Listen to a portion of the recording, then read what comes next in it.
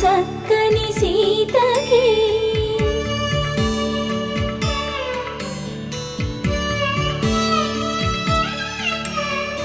ఎర్ర జాబిలి చేయి రాముడేడని అడుగుతుంటే